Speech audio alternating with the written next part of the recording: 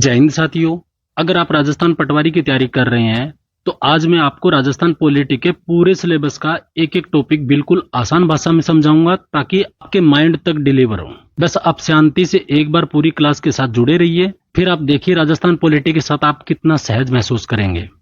अगर आपको राजस्थान पटवारी बनना है तो इस चैनल का ये लोगो आप अपने दिमाग में बिठा लीजिए। आपको एक से एक बेहतरीन क्लास यहाँ मिलती रहेगी। पहले तो पटवारी में राजस्थान पॉलिटी का सिलेबस देखते हैं। तो उसमें मुख्यतः 4 टॉपिक दिए हुए हैं: राज्य का विधानमंडल, उच्च न्यायालय, प्रशासनिक व्यवस्था और आयोग। राजस्थान का विधानमंडल है वो 2 चीजों से मिलकर बना हुआ है, राज्यपाल और विधानसभा। क्यों? क्योंकि विधान परिषद राजस्थान में नहीं है। उसके बाद में हम उच्च न्यायालय पढ़ेंगे, उसके बाद में हम प्रशासनिक व्यवस्था पढ़ेंगे जिसके अंतर्गत जिला प्रशासन पढ़ेंगे और पंचायती राज पढ़ेंगे। और लास्ट में जो आयोग दिए हैं ये 5, आरपीएससी, राज्य मानवाधिकार, राज्य निर्वाचन आयोग और राज्य सूचना आयोग और लोकायुक्त। तो आइए सबसे पहला टॉपिक लेते हैं, राज्य का विधानमंडल। राजस्थान का विधानमंडल राज्यपाल प्लस विधानसभा से मिलकर बना है क्योंकि राजस्थान में केवल एक सदनीय व्यवस्था है, यानी विधान परिषद राजस्थान में नहीं है। और वर्तमान में 6 ऐसे राज्य हैं जहां विधान परिषद है। कहां कहां? आंध्रा, तेलंगाना, कर्नाटका, महाराष्ट्र, उत्तर प्रदेश और बिहार। इन 6 राज्यों में विधानमंडल का गठन कैसे होता है? राज्यपाल, विधानसभा और विधान परिषद। तो राजस्थान का सिंपल सी बात है, किनसे मिलकर बना है? राज्यपाल और विधानसभा। तो हमने देखा कि राजस्थान का विधानमंडल है वो 2 चीजों से मिलकर बना है, एक राज्यपाल और दूसरा विधानसभा। तो सबसे पहले हम राज्यपाल लेके चलते हैं, राज्यपाल का पूरा डिटेल जानते हैं। तो राज्यपाल को सबसे पहले आप देखोगे तो राज्यपाल का उल्लेख भाग 6 के अनुच्छेद 153 से 162 के बीच में दिया हुआ है। तो सबसे पहले आपको क्या याद रखना है कि राज्यपाल है वो भाग 6 में दिया हुआ है। भाग 6 में कितने से कितने अनुच्छेद के बीच में? तो 153 से 162। उसके बाद राज्यपाल पद है वो कनाडा के संविधान से लिया गया। कहां से? कनाडा से। और राज्यपाल राज्य का संवैधानिक प्रमुख होता है। किसका? राज्य का। आगे हम जब मुख्यमंत्री पढ़ेंगे तब आपको बताएं कि सरकार का जो मुखिया होता है वो मुख्यमंत्री होता है और राज्य का जो मुखिया होता है वो कौन होता है? वो राज्यपाल होता है। तो सबसे पहले देखते हैं अनुच्छेद 153। 153 में क्या दिया हुआ है? राज्यों के राज्यपाल। पहले क्या होता था? एक राज्य के लिए एक राज्यपाल होता था, लेकिन 7वां संविधान संशोधन कब हुआ था? 1956। उसके बाद क्या कर दिया कि एक राज्यपाल है वो अतिरिक्त कार्यभार भी संभाल सकता है, यानी एक से अधिक राज्यों का राज्यपाल भी बन सकता है। अब देखते हैं अनुच्छेद 154। इसमें क्या दिया हुआ है? राज्य की कार्यपालिका शक्ति राज्यपाल में निहित होती है। इसका सिंपल सा मतलब ये हुआ कि कार्यपालिका जो भी काम करती है वो राज्यपाल के बिहाफ पर करती है। उसके बाद है अनुच्छेद 155, नियुक्ति। किसकी नियुक्ति? राज्यपाल की। राज्यपाल की नियुक्ति कौन करता है? तो राष्ट्रपति करता है। किसकी सिफारिश से? प्रधानमंत्री और मंत्रिपरिषद। प्रधानमंत्री और मंत्रिपरिषद की सिफारिश से ही राष्ट्रपति क्या करते हैं? राज्यपाल को नियुक्त करते हैं। अनुच्छेद 156, राज्यपाल का कार्यकाल। ये क्या है? सामान्यतः राष्ट्रपति के प्रसाद पर्यंत मान सकते हो कि उनकी इच्छा पर निर्भर करता है। बस आपको इतना याद रखना है कि राज्यपाल का जो कार्यकाल है वो अनुच्छेद 156 में दिया हुआ है। अनुच्छेद 157, इसमें राज्यपाल की योग्यता में कई दे रखा है, भारत का नागरिक हो और उसकी आयु 35 वर्ष से कम हो। ये सामान्यतः किसी पेपर में बहुत कम आने की प्रोबेबिलिटी है, तो इसलिए मैंने बहुत ज्यादा डिटेल नहीं लिखा। अनुच्छेद 159, राज्यपाल की शपथ। राज्यपाल को शपथ कौन दिलाता है? तो उच्च न्यायालय का मुख्य न्यायाधीश। ये क्या है? मुख्य न्यायाधीश। अनुच्छेद 161, राज्यपाल को क्षमादान की शक्ति। ये इंपॉर्टेंट है, अनुच्छेद 161 आपको अच्छे से देखना है क्योंकि इसमें राज्यपाल का वो क्षमादान की शक्ति है वो दिया हुआ है। तो आपको इसमें कौन कौन से अनुच्छेद है वो जो आपको महत्वपूर्ण याद रखने हैं। तो आपको एक तो याद रखना कि राज्यों का राज्यपाल होगा किसमें दिया? 153 आपको याद रखना है। और कार्यपालिका की शक्ति 154 आपको याद रखना है। राज्यपाल की नियुक्ति 155 याद रखना है। उसके बाद में अनुच्छेद 161 आपको याद रखना है कि राज्यपाल को क्षमादान की शक्ति है। वैसे अनुच्छेद आप पूरा देखोगे 153 से 162 है, लेकिन जो बार बार परीक्षा में पूछा जा रहा है आप उन्हीं पर फोकस कीजिए। अब देखिए राज्यपाल की शक्तियां। तो राज्यपाल की शक्तियां भी है कौन कौन सी? कार्यकारी शक्तियां, विधायी शक्तियां, वित्तीय शक्तियां, न्यायिक शक्तियां। तो ये अगर आप इस रूप से याद करोगे कि कार्यकारी शक्तियां कौन कौन सी है, विधायी शक्तियां कौन कौन सी है, वित्तीय शक्तियां कौन कौन सी है और न्यायिक शक्तियां कौन कौन सी है, तो एक तो आपको अनुच्छेद रटना नहीं पड़ेगा, और रटोगे तो भी आगे पीछे होता है ना, इतना याद नहीं रहता है, तो उनको क्लासिफिकेशन करके पढ़िए। तो इसमें हम पहले देखते हैं राज्यपाल की कार्यकारी शक्तियां। उसमें सबसे पहले नियुक्ति करना, क्योंकि राज्यपाल है वो राज्य में बहुत सी नियुक्तियां करती हैं। जैसे मुख्यमंत्री और मंत्री का जो नियुक्ति करते हैं वो अनुच्छेद 164 के तहत होता है। राज्य की महाअधिवक्ता अनुच्छेद 165 के तहत नियुक्त करता है। फिर आरपीएससी का अध्यक्ष और सदस्य की भी नियुक्त करता है। राज्य निर्वाचन आयुक्त का कौन नियुक्ति देता है? तो राज्यपाल। उसके बाद है राज्य सरकार के सभी कार्यकारी कार्य औपचारिक रूप से राज्यपाल के नाम से किया जाता है। राज्य सरकार जो भी काम करती है राज्य के लिए वो राज्यपाल के नाम पर ही होता है। क्यों? क्योंकि राज्य का जो हेड होता है वो कौन होता है? वो राज्यपाल होता है। मुख्यमंत्री है वो सिर्फ सरकार का मुखिया होता है। राज्यपाल की अगली कार्यकारी शक्ति कौन सी है? तो राष्ट्रपति से राज्य में संवैधानिक आपात के लिए सिफारिश करना। अब देखिए विधायी शक्तियां, राज्यपाल की दूसरा नंबर पर है विधायी शक्तियां। विधायी शक्तियां कौन कौन सी है? पहली है अनुच्छेद 174, विधानसभा को बुलाने, स्थगित करने, भंग करने की शक्तियां हैं। जैसे मैंने ब्रैकेट में लिखा है उसका कारण यह कि विधानसभा को बुलाने के लिए इसको एग्जैक्ट वर्ड क्या लिखा मिलेगा? 17 आहूत। उसके बाद में स्थगित करने का 17 अवसान और भंग करने का क्या है? विघटन करना। 17 आहूत मतलब बुला रहे हैं, 17 अवसान का मतलब यह कि स्थगित कर दिया। स्थगित कर दिया का मतलब यह है कि आज 2 घंटे के लिए, 1 घंटे के लिए, 1 दिन के लिए विधानसभा को स्थगित कर दिया। लेकिन विघटन का मतलब यह है कि ये सेशन है वो कंप्लीट विघटन कर दिया गया है। अब जो भी नई बैठक होगी वो अगले सत्र में होगी, अगला जो भी सत्र आएगा।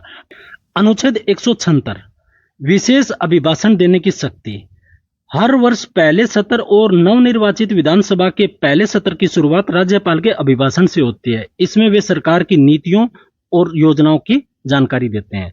मतलब जब भी चुनाव होते हैं, नई सरकार बनती है, उसके बाद में जो पहली बैठक होगी उसमें जो अभिभाषण देते हैं या बुलाते हैं वो कौन करते हैं? तो राज्यपाल करते हैं। उसके बाद में अनुच्छेद 180(1), ये सब क्लोज है। 180(1) इसके तहत प्रोटेम स्पीकर की नियुक्त करते हैं। कौन करते हैं? राज्यपाल।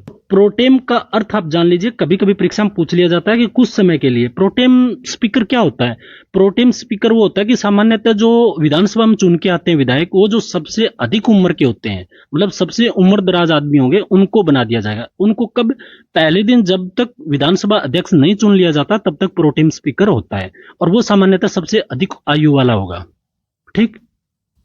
अनुच्छेद 192 में क्या दिया है? विधानसभा के सदस्यों की अयोग्यता का निर्धारण भारत के निर्वाचन आयोग की सलाह पर राज्यपाल करता है। उसके बाद अनुच्छेद 200, विधेयक पर स्वीकृति या अस्वीकृति या पुनर्विचार की शक्ति। ये किसकी है? ये राज्यपाल की है। और ये क्या है? विधायी शक्ति है। कोई भी विधेयक है उसको स्वीकृत भी कर सकता है, अस्वीकृत भी कर सकता है और पुनर्विचार के लिए भी भेज सकता है। अनुच्छेद 201, विधेयक और राष्ट्रपति के विचारार्थ सुरक्षित रखना। अब आता है अनुच्छेद 213। 213 में क्या दिया हुआ है? राज्यपाल अध्यादेश जारी करने की शक्ति। राज्यपाल द्वारा अध्यादेश जारी करने की शक्ति। अध्यादेश कब जारी होता है? जब विधानसभा का कोई भी सत्र नहीं चल रहा हो, उस समय कोई ऐसी चीज हो जिसको लागू करना हो, उसके लिए अध्यादेश जारी किया जाता है। लेकिन जब वो अगली विधानसभा आती है तो 6 हफ्ते के अंदर अंदर उसका अनुमोदन करना विधानसभा में जरूरी होता है। तो विधायी शक्तियों में आपको सबसे महत्वपूर्ण आपको याद रखना है 174, जिसमें विधानसभा बुलाने, स्थगित करने या भंग करने के लिए उसकी शक्ति राज्यपाल की होती है।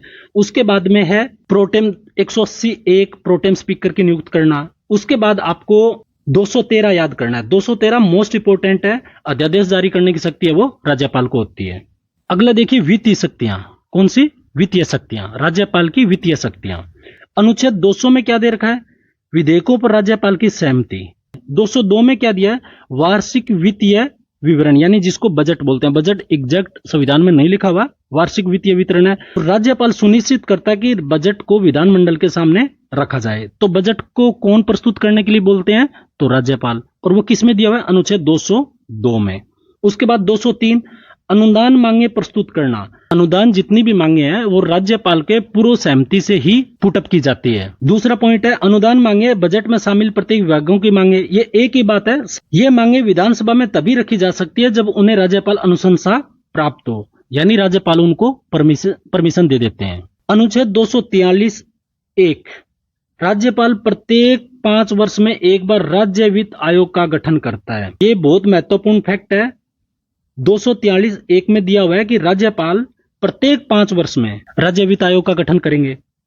उसके बाद में धन विधेयक राज्यपाल की पूर्व सहमति से ही प्रस्तुत किया जा सकता है। और आखिरी पॉइंट है इसका, राज्य की आकस्मिक निधि राज्यपाल के अधीन होती है। आकस्मिक निधि किसके अधीन होती है? तो राज्यपाल के अधीन। जो भी उनसे निकाला जाएगा उससे पहले राज्यपाल की पूर्व अनुमति बहुत जरूरी है। तो इसमें आपको 200 देखना है विधेयकों वाला, 202 बहुत महत्वपूर्ण है, बजट वाला आपको देखना है, 203 इतना इंपॉर्टेंट नहीं है, लेकिन 243 एक ये इंपॉर्टेंट है। इसमें राज्य वित्त आयोग का गठन करते हैं 5 साल बाद राज्यपाल। उसके बाद आता है न्यायिक शक्तियां। राज्यपाल की न्यायिक शक्तियां मुख्यतः दया याचिका, विशेष समाधान, न्यायिक नियुक्तियां संस्था से संबंधित है। तो राज्यपाल की न्यायिक शक्तियां कौन कौन सी है? अनुच्छेद 161 में क्षमादान की शक्ति। राज्यपाल को अधिकार है कि वे राज्य के कानूनों के अधीन दोषियों को क्षमादान, दंड में कमी, स्थगन, परिवर्तन कर सकते हैं। लेकिन एक बात यहां पर आप ध्यान रखिए, पूर्ण क्षमादान नहीं कर सकते। पूर्ण क्षमादान की शक्ति किसको है? तो वो राष्ट्रपति को। और 233 में क्या दिया कि जिला न्यायाधीशों की नियुक्ति उच्च न्यायालयों की सिफारिश के बाद या सलाह के बाद जिला न्यायाधीशों की नियुक्ति कौन करते हैं? तो राज्यपाल। किस अनुच्छेद के तहत? 233। उच्च न्यायालय के मुख्य न्यायाधीश को शपथ राज्यपाल दिलाता है। कौन दिलाते हैं? राज्यपाल। तो ये है इनकी न्यायिक शक्तियां।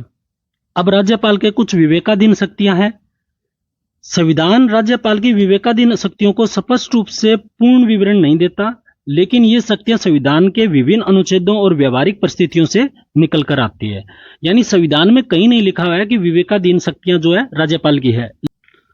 163 में देखिए आप, पहला पॉइंट है राज्यपाल मुख्यमंत्री या मंत्रिपरिषद की सलाह पर कार्य करता है।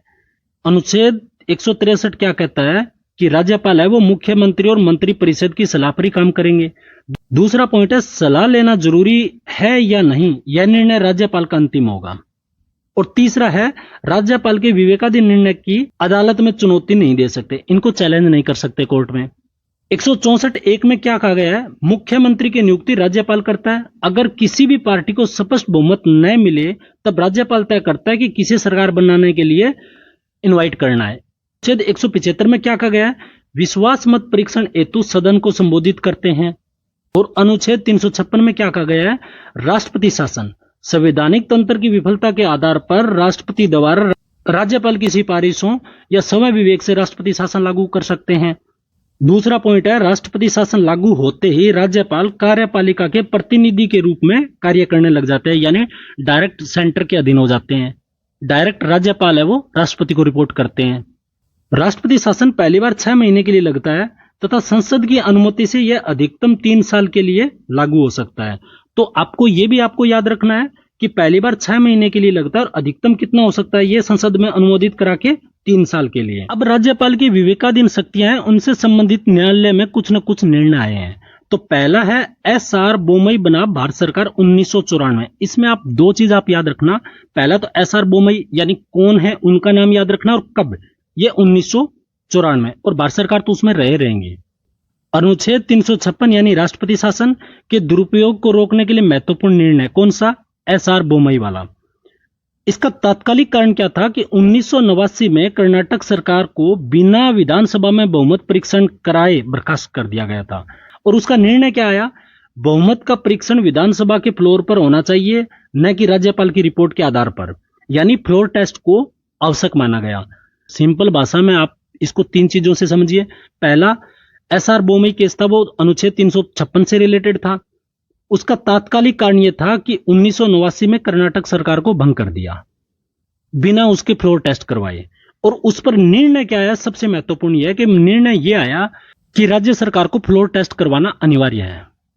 दूसरा है रामेश्वर प्रसाद बनाम भारत सरकार, ये 2006 में। रामेश्वर प्रसाद का केस कब है? 2006 में। मुद्दा क्या था? बिहार विधानसभा को बिना फ्लोर टेस्ट किए भंग कर दिया, वही सेम कंडीशन। इसी कारण बिहार में मई 2005 में राष्ट्रपति शासन लागू हो गया।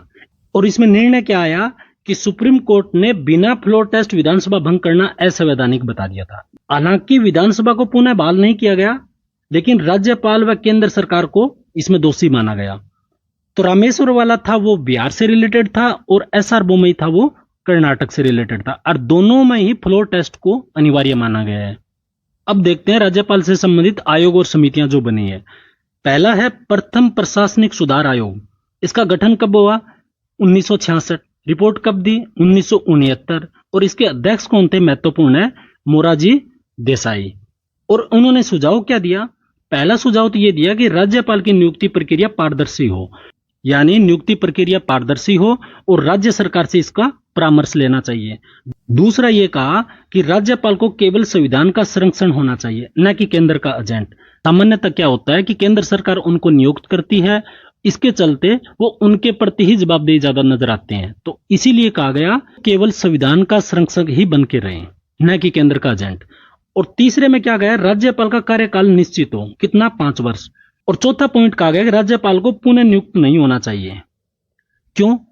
क्योंकि उनको पता है 5 साल ही हमारे पास है, मैं अच्छे से काम करूंगा। एक लालसा ये भी रहती है, अगर मैं अच्छा जवाबदेही रहूंगा केंद्र सरकार के प्रति तो मुझे आगे भी किसी राज्य का राज्यपाल बना सकते हैं। तो ये 4 पॉइंट है किसके, प्रथम प्रशासनिक सुधार के, जिसका गठन कब हुआ, 1966 में। रिपोर्ट कब किया, 1969 में। और इनके अध्यक्ष कौन थे, मोरारजी देसाई। ठीक, उसके बाद आता है राजमन्नार समिति, ये भी राज्यपाल से संबंधित थी। इसका गठन कब हुआ, 1970 में। और इसको किसने किया, तमिलनाडु सरकार द्वारा। उन्होंने सिफारिशें कौन सी की, तो राज्यपाल की नियुक्ति में विधानमंडल से परामर्श किया जाए। दूसरा, अनुच्छेद 356 का प्रयोग अत्यधिक आपात की स्थिति में की जानी चाहिए। जब लगे कि संवैधानिक तंत्र बिल्कुल विफल हो चुका है तभी आपात लगाया जाए। उसके बाद आता है सरकारिया आयोग। इसका गठन कब हुआ, 1983। और इनके अध्यक्ष कौन थे, जस्टिस आर.एस. सरकारिया। नाम से तो वैसे ही याद रह जाएगा। इसका उद्देश्य क्या था, भारतीय संघीय व्यवस्था में केंद्र और राज्यों के बीच संबंधों की समीक्षा करना। और इन्होंने सिफारिशें क्या की, तो पहली है राज्यपाल की नियुक्ति में मुख्यमंत्री से परामर्श लिया जाए। और दूसरा, अनुच्छेद 356 को अंतिम उपाय समझ के ही प्रयोग करें। उसके बाद आता है पूंछी आयोग। इसका गठन कब हुआ, 2007 में। अध्यक्ष कौन थे, न्यायमूर्ति एम.एम. पूंछी। और इसका उद्देश्य क्या था, केंद्र राज्य संबंधों की गहराई से समीक्षा करना एवं सुधारों की सिफारिश करना। और सिफारिश क्या क्या की, राज्यपाल की भूमिका निष्पक्ष और स्पष्ट हो। और दूसरी, राज्यपाल हटाने से पहले कारण बताना चाहिए। ऐसी व्यवस्थाओं की उनको कारण बताना चाहिए कि इस कारण आपको हटाया जा रहा है। तो जो हमने 4 पढ़े थे राज्यपाल से संबंधित आयोग, इनको हम ब्रीफिंग कर रहे हैं। पहला, प्रशासनिक सुधार आयोग 1966। उसके बाद मन्नार समिति थी 1970। उसके बाद सरकारिया आयोग 1983 और पूंछी आयोग 2007 में। ये एक साथ आपको चारों दिखेंगे, आपको पता चल जाए हाँ भाई ये 4 है वो राज्यपाल से संबंधित समितियां या आयोग था। आइए अब देखते हैं राजस्थान के संदर्भ में राज्यपाल। राजस्थान का प्रथम राज्यपाल कौन थे, तो गुरमुख निहाल सिंह। इनके बारे में जानिए। सर्वाधिक समय तक रहे ये राजस्थान के, अब तक सर्वाधिक समय तक रहे। कब से कब तक, 1956 से 1962 के बीच। 1952 में दिल्ली विधानसभा के अध्यक्ष रहे और बाद में ये दिल्ली के मुख्यमंत्री भी बने। इसका मतलब ये है कि दिल्ली के मुख्यमंत्री और विधानसभा अध्यक्ष भी रहे हैं, ये राजस्थान के प्रथम राज्यपाल भी रहे हैं। वर्तमान राज्यपाल कौन है, हरिभाऊ किशनराव बगाड़े। ये हैं राजस्थान के वर्तमान राज्यपाल। कौन, हरिभाऊ किशनराव बगाड़े। प्रथम महिला राज्यपाल कौन रही, प्रतिभा पाटिल। कब से कब तक, 2004 से 2007 के बीच। प्रथम कार्यवाहक राज्यपाल कौन रहे, तो न्यायमूर्ति जगत नारायण। कब, 1970 में। प्रथम राज्यपाल जिन्होंने पद पर रहते हुए त्याग पत्र दिया, किन्होंने, सरदार जोगेंद्र सिंह ने। प्रथम न्यायाधीश जो राज्यपाल बने कौन थे, वेदपाल त्यागी। कब, 1977 में। प्रथम राज्यपाल जिन्हें बर्खास्त किया गया, रघुकुल तिलक। इन्होंने कब से कब राज्यपाल रहा, 1977 से 81 के बीच। अतिरिक्त प्रभार संभालने वाले प्रथम राज्यपाल कौन थे, स्वरूप सिंह। कब से, 1991-92 में। और सबसे अधिक समय और कम समय के लिए कौन थे, तो सबसे कम समय के लिए राज्यपाल बने दरबारा सिंह। और सबसे अधिक से तो अभी बताया था, सबसे अधिक समय के लिए कौन राज्यपाल बने, गुरमुख निहाल सिंह। अब अगले राज्यपाल मदन लाल खुराना के बारे में जानिए। 2004 में राजस्थान के राज्यपाल बने। पद पर रहते हुए उन्होंने त्याग पत्र दिया और ये भी दिल्ली के मुख्यमंत्री रहे। तो यानी 2 ऐसे राज्यपाल हैं जो दिल्ली के मुख्यमंत्री थे और राजस्थान के राज्यपाल। पहला कौन, गुरमुख निहाल सिंह। और दूसरा कौन, मदन लाल खुराना। पद पर रहते महिला राज्यपाल का ध्यान किसका, प्रभा राव। अगले राज्यपाल है मिलाप चंद जैन। ये कार्यवाहक राज्यपाल रहे और इनकी खासियत यह है कि राजस्थान के मूल निवासी थे। यानी राजस्थान के मूल निवासी राज्यपाल कौन बने, तो मिलाप चंद जैन। और ये कार्यवाहक राज्यपाल बने। उसके बाद में राजस्थान में अभी तक 3 महिलाएं हैं वो राज्यपाल बनी है। कौन कौन सी, प्रतिभा पाटिल, प्रभा राव और मार्गरेट अल्वा। और ये क्रम से दिया हुआ है। फर्स्ट कौन बनी, प्रतिभा पाटिल। सेकंड कौन बनी, प्रभा राव। और थर्ड कौन बनी, मार्गरेट अल्वा। अगला है राज्य में राष्ट्रपति शासन के दौरान राज्यपाल कौन कौन रहे। डॉक्टर संपूर्णानंद, 1967, उसके बाद में सरदार हुकुम सिंह 1967 में, उसके बाद में रघुकुल तिलक 1977 से 81, उसके बाद में डॉक्टर एम चिन्ना रेड्डी 1992-93 और लास्ट में बलिराम भगत 1993। राष्ट्रपति शासन राजस्थान में 4 बार ही लगा है, लेकिन इनके बीच जो राज्यपाल है वो बदल गए हैं, इसलिए ये इनकी संख्या 5 है। अगला देखते हैं, राजस्थान में अब तक 4 बार राष्ट्रपति शासन लगा है। कब कब लगा है आप देखिए, पहला लगा है 13 मार्च से लेके 26 अप्रैल 1967, 45 दिन के लिए। दूसरा लगा है 29 अप्रैल से लेके 22 जून के बीच में 1977, ये 55 दिन के लिए लगा। तीसरा राष्ट्रपति शासन लगा 17 फरवरी से 6 जून के बीच में 1980, ये 110 दिन लगा। और चौथा था वो 15 दिसंबर 1992 से लेकर 4 दिसंबर 1993, 355 दिन, यानी ये सर्वाधिक है। पहला है वो सबसे कम समय के लिए और चौथा है वो सबसे अधिक समय के लिए। उसमें भी यही बताया गया कि राष्ट्रपति शासन सबसे कम अवधि के लिए प्रथम बार में लगा और सबसे अधिक है वो चौथी बार में लगा। अगला, प्रदेश में न्यायाधीश जो कार्यवाहक राज्यपाल भी बने, कितने हैं? तो 4। कौन कौन? नवरंग लाल टिब्रेवाल, वेदपाल त्यागी, मिलापचंद जैन और स्वरूप सिंह। अगला है राज्यपाल जिनका पद पर रहते निधन हुआ, कितने? 4। कौन कौन? पहला दरबारा सिंह, दूसरा निर्मल चंद जैन, तीसरा शैलेंद्र कुमार और चौथा श्रीमती प्रभा राव। इन 4 राज्यपाल का पद पर रहते हुए देहांत हो गया।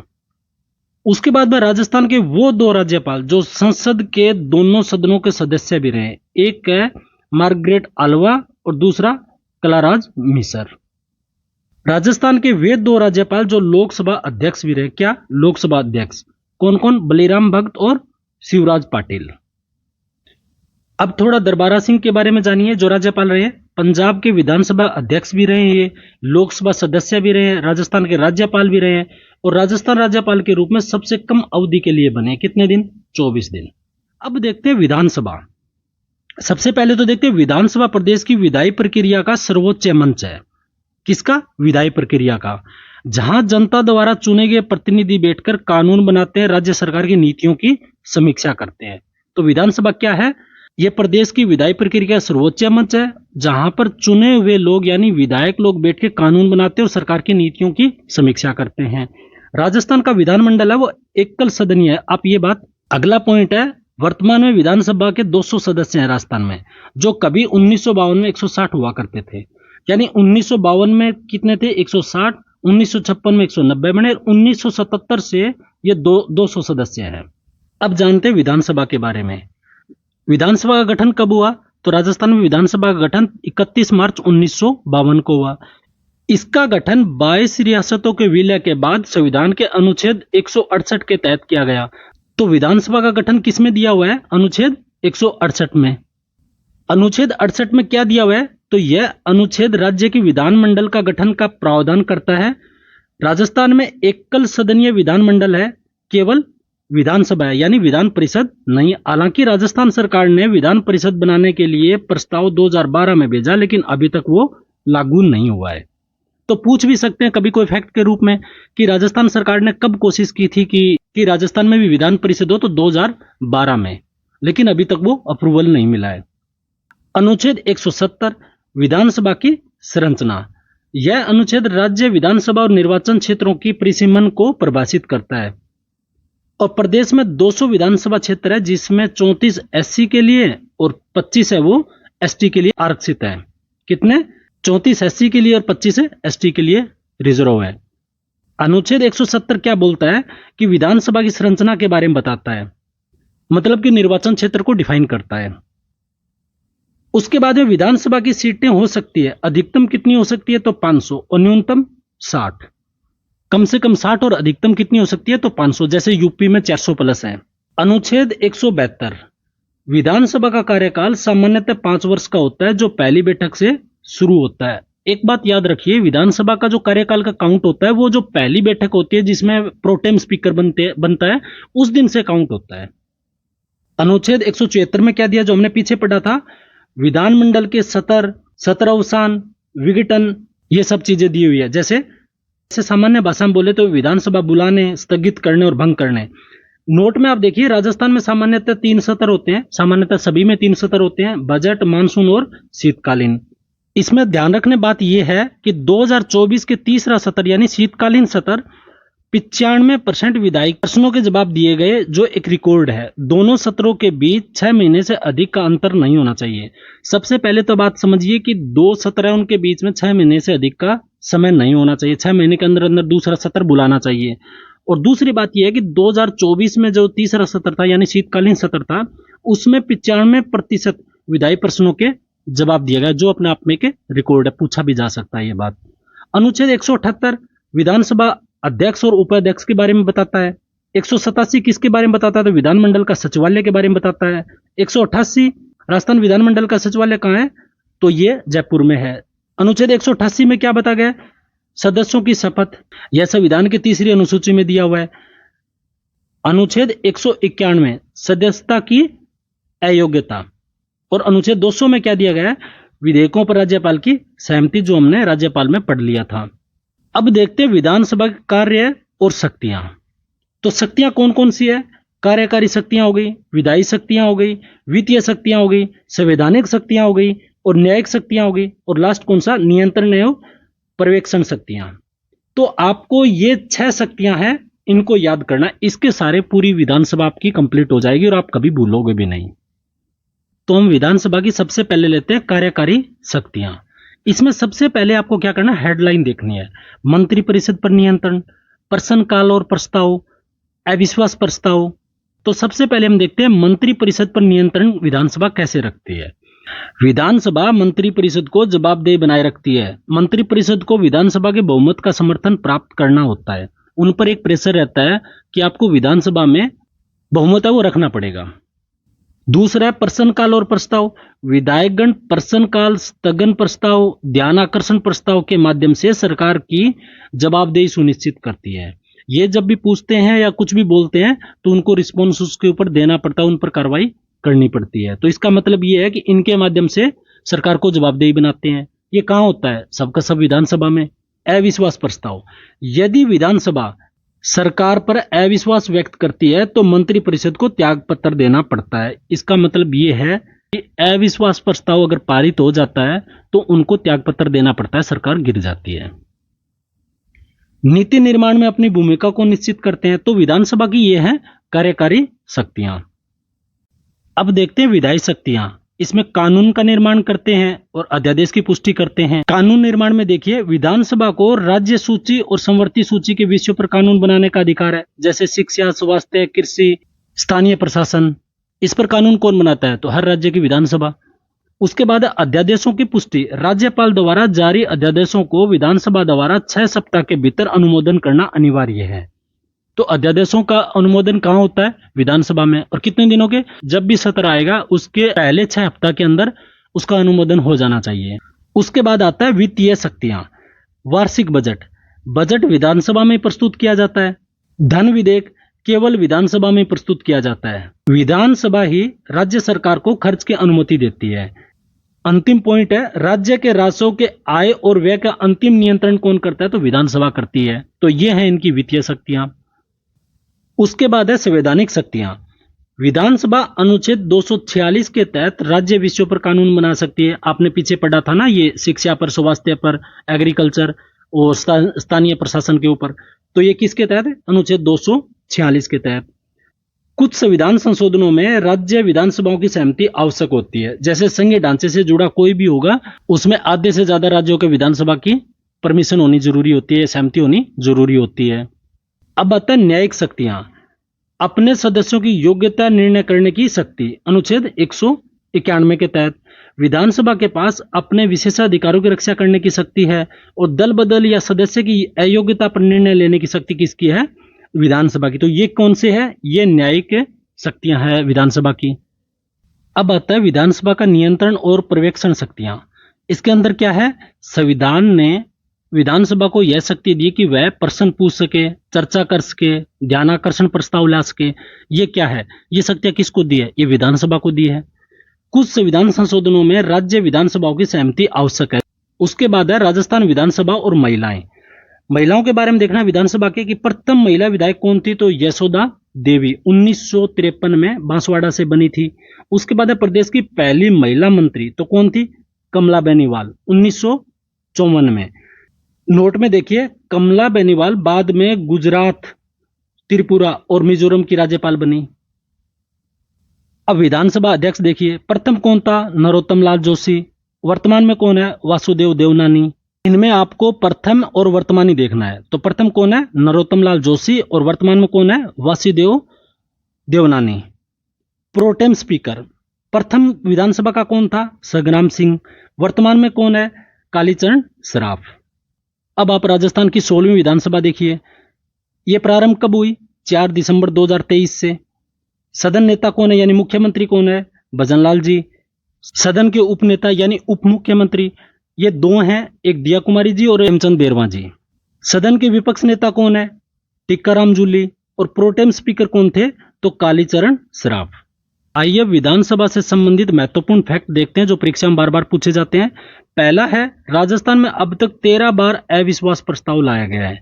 सबसे पहले आपको याद रखना है कि टोटल राजस्थान में अब तक अविश्वास प्रस्ताव कितनी बार आया है? तो वो आया 13 बार, जिसमें किसी भी मौके पर सरकार नहीं गिरी। ये महत्वपूर्ण फैक्ट है, कभी स्टेटमेंट में पूछ सकता है।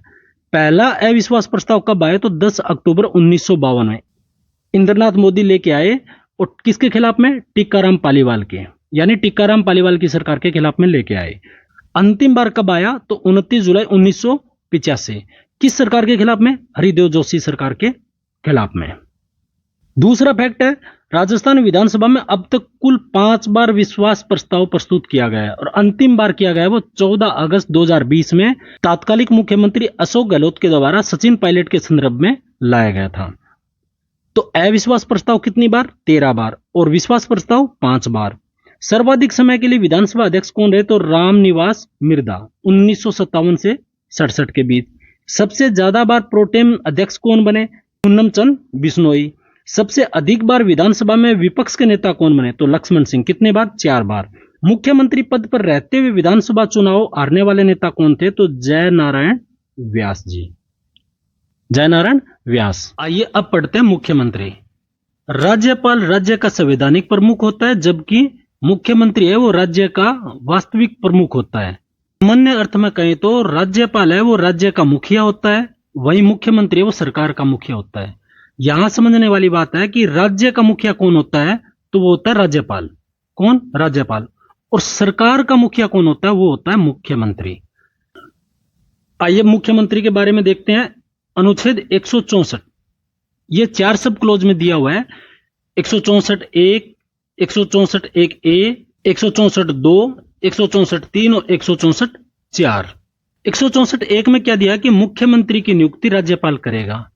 164(a) में क्या दिया गया है कि 91वां संविधान संशोधन 2003 के तहत अब मंत्री परिषद में मंत्रियों की कुल संख्या मुख्यमंत्री सहित विधानसभा की कुल संख्या का 15% से अधिक नहीं होगा। इसका सिंपल सा मतलब है कि 91वें संविधान संशोधन 2003 में यह कहा गया कि जितने भी कुल विधायक हैं उस विधानसभा में, उसमें जितने भी मंत्री परिषद में जो सदस्य होंगे, जो मंत्री बनेंगे, वो मुख्यमंत्री को मिला के 15% से ऊपर नहीं होना चाहिए। ठीक। अब है 164(2), मुख्यमंत्री एवं मंत्री परिषद सामूहिक रूप से विधानसभा के प्रति उत्तरदायी होंगे। किसके?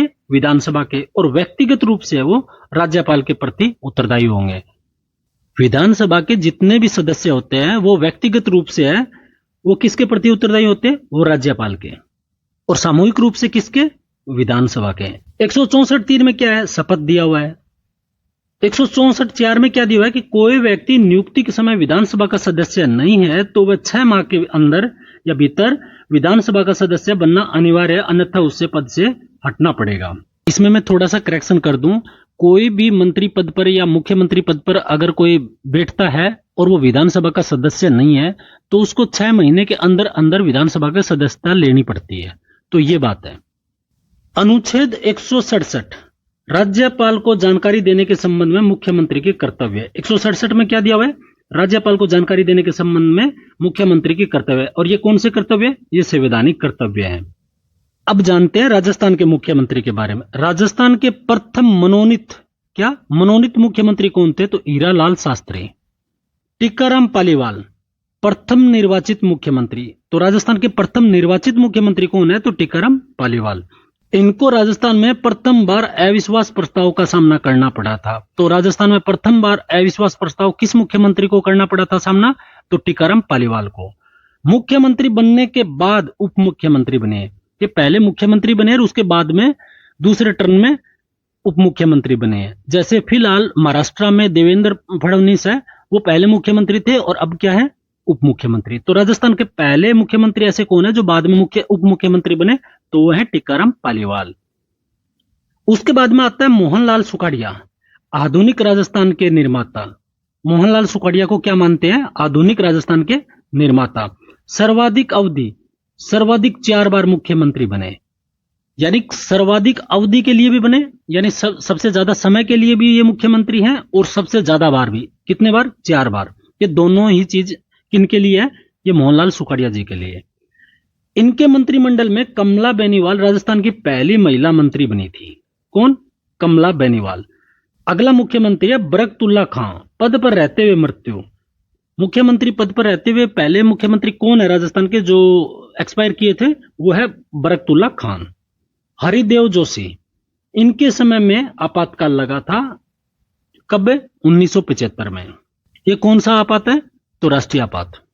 अगला पॉइंट है जगन्नाथ पहाड़िया, प्रदेश के पहले अनुसूचित जाति के मुख्यमंत्री। तो पहले एससी मुख्यमंत्री कौन है? जगन्नाथ पहाड़िया।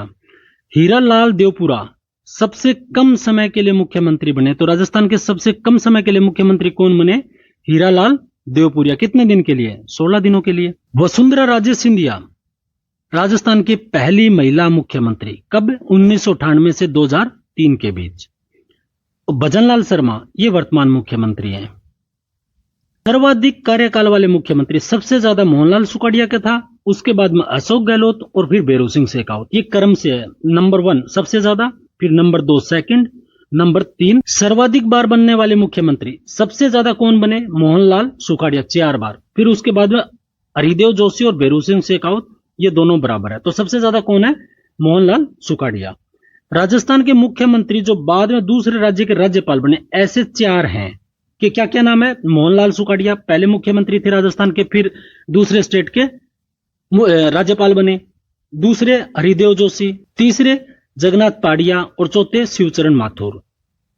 मोहनलाल सुखाड़िया, हरिदेव जोशी, जगन्नाथ पहाड़िया और शिवचरण माथुर ये राजस्थान के मुख्यमंत्री रहे और बाद में अलग अलग राज्यों के राज्यपाल बने हैं। ऐसे कितने मुख्यमंत्री है जो बाद में प्रतिपक्ष नेता भी रहे हैं? ये इतने 3 है। प्रतिपक्ष नेता मतलब विपक्ष के नेता। हरिदेव जोशी, भैरों सिंह शेखावत और वसुंधरा राजे सिंधिया। जिसके विरुद्ध सबसे ज्यादा बार अविश्वास प्रस्ताव लाया गया वह मुख्यमंत्री कौन है? मोहनलाल सुखाड़िया, जिनके सामने 6 बार लाया गया। अगला पॉइंट है प्रदेश के मुख्यमंत्री जो संविधान सभा के, जो संविधान निर्माण हुआ, संविधान सभा के सदस्य रहे, ऐसे 3 हैं। कौन कौन? हीरालाल शास्त्री, CH वेंकटाचारी, जयनारायण व्यास। प्रथम मनोनीत मुख्यमंत्री कौन थे? हीरालाल शास्त्री। प्रथम निर्वाचित मुख्यमंत्री यानी चुने हुए मुख्यमंत्री टीकाराम पालीवाल। एकमात्र निर्वाचित और मनोनीत दोनों, यानी चुना हुआ और मनोनीत दोनों कौन थे? तो ये थे जयनारायण व्यास। जयनारायण व्यास हैं, वो मनोनीत मुख्यमंत्री भी रहे हैं और निर्वाचित मुख्यमंत्री भी रहे हैं।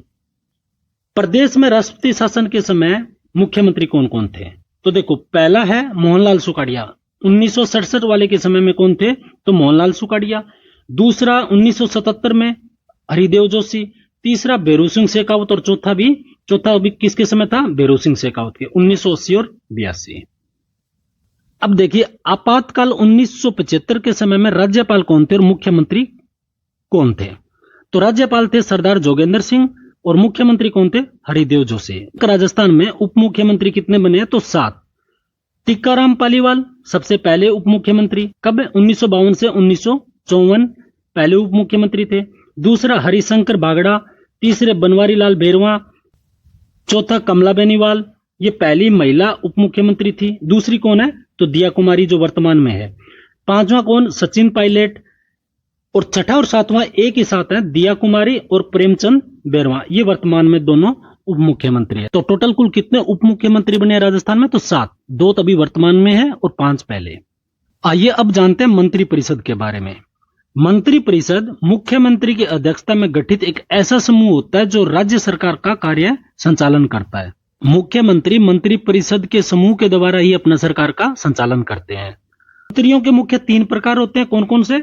कैबिनेट मंत्री, राज्य मंत्री और तीसरा उप मुख्यमंत्री या उपमंत्री आप बोल सकते हो। कैबिनेट मंत्री होते हैं वो विभागों के प्रमुख होते हैं, यानी डिपार्टमेंट के हेड होते हैं। और कैबिनेट मंत्री के अधीन में कार्य कौन करते हैं? तो राज्य मंत्री करते हैं। उप मुख्यमंत्री क्या होता है? विशेष राजनीतिक संतुलन करने के लिए। ये बात आप अच्छे से समझते हैं। कभी कभी राजनीतिक स्थिति भी ऐसी हो जाती है, कोई नाराज ना हो, उनके पास में 8, 10 या 20 विधायकों का गुट होता है, तो उनको शांत करने के लिए उप मुख्यमंत्री भी बना दिया जाता है। तो ये राजनीतिक संतुलन वाली बात है। तो इनका संवैधानिक प्रावधान क्या है? अनुच्छेद 163, मुख्यमंत्री के साथ एक मंत्रिपरिषद होगी जो राज्यपाल को सलाह देगी। 163 में क्या है? एक मंत्रिपरिषद होगी जो मुख्यमंत्री के साथ मिलकर राज्यपाल को सलाह देगी। दूसरा 164 में क्या है? मंत्रियों की नियुक्ति राज्यपाल द्वारा मुख्यमंत्री की सलाह पर दिया जाएगी। मंत्रियों की नियुक्ति कौन करते हैं? तो राज्यपाल। किनकी सलाह पर? मुख्यमंत्री के। अब आता है मंत्रियों की संख्या। 91वें संविधान संशोधन 2003 के तहत मंत्रियों की संख्या विधानसभा के कुल सदस्यों की 15% से अधिक नहीं होने चाहिए।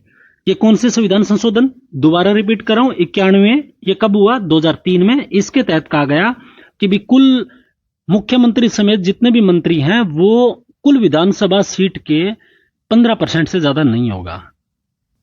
जैसे राजस्थान में कुल कितने हैं? 200 सदस्य हैं, तो 200 में अधिकतम कितने हो सकते हैं? 30 मंत्री से ज्यादा नहीं बन सकते। मंत्री सामूहिक रूप से उत्तरदायी विधानसभा के प्रति होता है, जबकि व्यक्तिगत तौर पर किसके प्रति होते हैं? तो राज्यपाल के प्रति उत्तरदायी होते हैं। अब देखते हैं राजस्थान विधानसभा की प्रमुख समितियां। समितियां कितनी प्रकार की? 2। एक स्थायी समिति, एक अस्थायी समिति। स्थायी समिति में कौन कौन आता है? जैसे लोक लेखा समिति हो गई, लोक उपक्रम समिति हो गई। लेकिन अस्थायी समिति क्या होता है कि विशेष उद्देश्य के लिए बनाई जाती है। विशेष उद्देश्य का मतलब होता है कोई खास बात के लिए कोई कमेटी बनाई, उससे वो रिपोर्ट ली और उसके बाद में उसको समाप्त कर दिया। अब पढ़ते हैं राजस्थान का उच्च न्यायालय। अच्छा ये बताओ, आप बोर तो नहीं हो रहे हो? मैं आपको जिस रूप से पढ़ा रहा हूं वो ये मैं समझ के चल रहा हूं कि आपका एग्जाम हार्डली 10 दिन बचे हैं, 8 दिन बचे हैं। आप उस फेज में, उस लेवल पे तैयारी कर रहे हैं, तो आप बोर मत होइए। अपने जिंदगी में बोर नहीं होना चाहते हो तो अब बोर मत होइए। और अब अगर आप बोर नहीं होगे तो जिंदगी भर जिंदगी रंगीन रहेगी। ठीक। उच्च न्यायालय संविधान में कहां दे रखा है? सबसे पहले आपको जानना होगी भाग 6 में उच्च न्यायालय, और भाग 6 के अनुच्छेद 214 से लेकर 31 है, वो उच्च न्यायालय से संबंधित है, वो अनुच्छेद है। देखिए राजस्थान उच्च न्यायालय, इसकी स्थापना कब हुई? 29 अगस्त 1900। इसका मुख्य पीठ कहां है? जोधपुर। उसका उद्घाटन किसने किया? महाराजा सवाई मानसिंह द्वारा। संविधान में स्थान अनुच्छेद 214 से लेकर 31 के बीच में। राजस्थान उच्च न्यायालय का आदर्श वाक्य क्या है? सत्य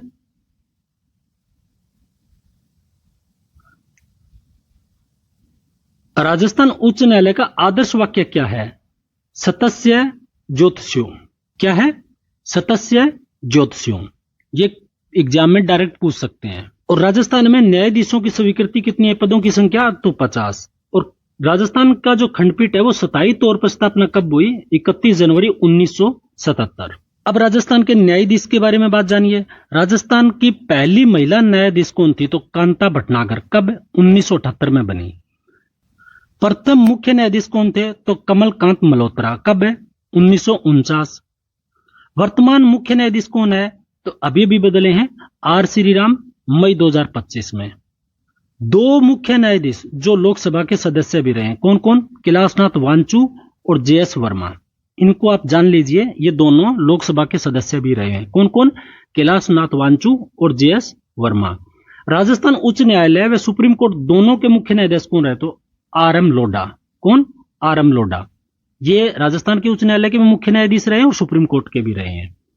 कार्यकाल, सर्वाधिक कार्यकाल किस न्यायाधीश का रहा है? कैलाशनाथ वांचू का। और सबसे कम सतीश कुमार मित्तल का। यह कार्यकाल किसके बारे में बात चल रही है? यह मुख्य न्यायाधीश के बारे में। अब देखते हैं भाग 6 उच्च न्यायालय का जो अनुच्छेद 214 से लेके 31 के बीच में अनुच्छेद में क्या क्या दिया हुआ है। अनुच्छेद 214 में क्या दिया है? प्रत्येक राज्य के लिए एक उच्च न्यायालय होगा। 215 में क्या दिया हुआ है? उच्च न्यायालय एक अभिलिखित न्यायालय होगा। क्या? अभिलिखित न्यायालय होगा। और अवमानना की सजा देने की उच्च न्यायालय की शक्ति होगी। 216 में क्या दिया है? उच्च न्यायालय का गठन। उच्च न्यायालय का गठन किसमें दिया है? तो 216 में। उच्च न्यायालयों में न्यायाधीशों की संख्या राष्ट्रपति द्वारा तय की जाती है। तो उच्च न्यायालय में न्यायाधीशों की संख्या को सुनिश्चित कौन करते हैं? तो राष्ट्रपति। अनुच्छेद 217 न्यायाधीश की नियुक्ति। नियुक्ति किसमें है? 217 में। और सेवा मुक्ति का आयु क्या होती है? 62 वर्ष। और 223 में क्या दे रखा है? कार्यकारी मुख्य न्यायमूर्ति की नियुक्ति अधिकतम 2 वर्ष होता है। इसको 223 को आप अच्छे से देख लेना। जो कार्यकारी मुख्य न्यायमूर्ति होते हैं, मुख्य न्यायाधीश होते हैं, ये किस अनुच्छेद में दिया? 223 में। और 226 सबसे महत्वपूर्ण अनुच्छेद है, जो रिट जारी करने की उच्च न्यायालय की शक्ति होती है। रिट का अर्थ क्या है? आदेश, आदेश देना। यह न्यायालय द्वारा सरकारी अधिकारियों, संस्थाओं या व्यक्तियों को किसी कार्य को करने या न करने का आदेश देते हैं, वो होती है रिट। रिट किसी भी व्यक्ति के मौलिक अधिकारों को उल्लंघन होने पर प्रतिरक्षा देने के लिए जारी की जाती है। अगर किसी का मौलिक अधिकार का हनन हो रहा है तो उसको रोकने के लिए रिट जारी की जाती है। तो उच्च न्यायालय द्वारा 5 प्रमुख रिट जारी की जाती है। कितनी? 5। पहला कौन सा है? एबियस कॉर्पस, दूसरा मेंडबस, तीसरा प्रोहिबिशन, सर्टियोरी, कवा वारंटो। ये मैंने जानबूझ के इंग्लिश के वर्ड लिखे हैं। मैं एक बार बताता हूं, मैं एससीएस का पेपर दे रहा था, मेरे को हिंदी में सब कुछ पता था, लेकिन उन्होंने इंग्लिश में तो इंग्लिश का लिख रखा था, हिंदी में भी इस रूप से लिख रखा था। तो इनको आप याद है वो इंग्लिश के हिंदी वर्जन को ही देखो, क्योंकि बहुत बार ऐसा होता है कि आपको ऐसा ही लिखा मिले। पहला हेबियस कॉर्पस। इसका अर्थ क्या है? हेबियस कॉर्पस का अर्थ है कि सशरीर उपस्थित करो। ये बात कौन बोलता है? ये न्यायालय बोलता है। उद्देश्य किसी व्यक्ति को गैर कानूनी हिरासत से मुक्त करवाना। यह रिट नागरिकों के मौलिक अधिकार, विशेषकर अनुच्छेद 21 किसके बारे में? जीवन और व्यक्ति स्वतंत्रता के लिए की रक्षा के लिए महत्वपूर्ण है। तो एबियस कॉर्पस का उद्देश्य क्या है? गैर कानूनी तरीके से पकड़े व्यक्ति को छुड़वाना। और ये किस कारण? क्योंकि ये मौलिक अधिकार के अंतर्गत आता है। दूसरा है मेंडमस। मेंडमस का अर्थ क्या है? परमादेश। इसका अर्थ हो गया हम आदेश देते हैं। मेंडमस का क्या अर्थ है? हम आदेश देते हैं। इसका उद्देश्य क्या है? सरकारी अधिकारियों को उनके कर्तव्य का पालन करने के लिए बाध्य करना। इसका उपयोग कब किया जाता है? जब कोई अधिकारी या संस्था अपने कर्तव्य का पालन करने में विफल हो जाते हैं। अगर कोई सरकारी अधिकारी हो या कोई संस्था हो, अगर वो अपना कर्तव्य का पालन नहीं करता है तो उच्च न्यायालय मेंडमस जारी कर देता है। तीसरा प्रोहिबिशन। इसका अर्थ क्या है? रोकना। इसका उद्देश्य क्या है प्रोहिबिशन का? निचली अदालतों को उनके अधिकार क्षेत्र में रखना, कि वो अपने क्षेत्र अधिकार से बाहर न जाए। यह रिट निचली अदालतों या अर्ध न्यायिक प्राधिकरणों को दिया जाता है कि उनके अन्य अधिकार क्षेत्र में कार्य करने के लिए रोका जा सके। उच्च न्यायालय प्रोहिबिशन इसलिए जारी करता है कि जो निचली अदालतें हैं वो अपने क्षेत्राधिकार में ही काम करे, उससे बाहर ना निकले। चौथा है सर्टियोरी, जिसको उत्प्रेषण बोलते हैं। इसका अर्थ है प्रभावित करना। यह रिट निचली अदालतों या अर्ध न्यायिक निकायों के फैसलों को रद्द करने के लिए या उच्च न्यायालय में ट्रांसफर करने के लिए जारी किया जाता है। इसका उद्देश्य किस लिए, मतलब क्यों करते हैं? निचली अदालतों को गलत या अनुचित फैसलों को सुधारने के लिए। कभी कभी आपने देखा होगा ना, निचली अदालत ने कोई फैसला दिया, आप उच्च न्यायालय में जाके उसको चैलेंज करते हो तो उसको पहले वाले को बदल दिया जाता है। पांचवा है कवा वारंटो, जिसको हिंदी में अधिकार परीक्षा बोलते हैं। इसका क्या मतलब है? किस अधिकार से? इसका उद्देश्य होता है कि यह सुनिश्चित करना कि सार्वजनिक पद पर केवल योग्य व्यक्ति ही नियुक्त हो। यह उपयोग में कब लाया जाता है? जब कोई व्यक्ति बिना योग्यता या कानूनी आधार के सार्वजनिक पद पर बैठा हो। यह गैर कानूनी तरीके से कोई पद पर बैठा होता है, उसके लिए जारी किया जाता है। उच्च न्यायालय को अनुच्छेद 226 के तहत रिट जारी करने की शक्ति होती है या शक्ति मिलती है। वहीं सर्वोच्च न्यायालय को अनुच्छेद 32 के तहत। हाईकोर्ट किस अनुच्छेद के तहत रिट जारी करता है? 226। और सुप्रीम कोर्ट है वो रिट जारी किस अनुच्छेद के तहत करता है? तो 32। और अधिकार की प्रकृति क्या होता है? अनुच्छेद 32 है वो एक स्वयं में मौलिक अधिकार है। वहीं अनुच्छेद 226 क्या है? एक संवैधानिक शक्ति है। अनुच्छेद 227 क्या बोलता है? सभी अधीनस्थ न्यायालयों के अधीक्षण की उच्च न्यायालय की शक्ति। यह अनुच्छेद उच्च न्यायालय को उनके क्षेत्र में कार्यरत सभी अदालतों और ट्रिब्यूनलों के प्रशासनिक और न्यायिक कार्यों की निगरानी और नियंत्रण रखने की शक्ति प्रदान करता है। कौन सा? अनुच्छेद 227। और 231 क्या बोलता है? 2 या 2 से अधिक राज्यों के लिए एक ही उच्च न्यायालय की स्थापना करना। यह शक्ति किसके पास है? यह संसद के पास है। अनुच्छेद 231 के तहत दो या दो से अधिक राज्यों के लिए एक ही उच्च न्यायालय का स्थापना कर सकते हैं। जैसे कौन सा? गुवाहाटी उच्च न्यायालय। यह किस किस का है? असम, नागालैंड, मिजोरम, अरुणाचल, इन 4 राज्यों का एक ही उच्च न्यायालय। कहां? गुवाहाटी उच्च न्यायालय। और दूसरा एक है पंजाब और हरियाणा का, चंडीगढ़ में है। तो ये सब किससे होता है? ये अनुच्छेद 231 के तहत। और ये कौन कर सकता है? तो ये भारतीय संसद कर सकती है। आइए अब परीक्षा के बारे में कुछ पूछे जाने वाले फैक्ट्स देखते हैं। उच्चतम न्यायालय अनुच्छेद 129 और उच्च न्यायालय अनुच्छेद 215 के तहत अभिलेख न्यायालय, क्या? अभिलेख न्यायालय कहे जाते हैं, रिकॉर्डेड। तो हाईकोर्ट किस अनुच्छेद के तहत? 215 के तहत। और सुप्रीम कोर्ट 129 के तहत है, वो अभिलेख न्यायालय कहा जाता है, ये कहे जाते हैं।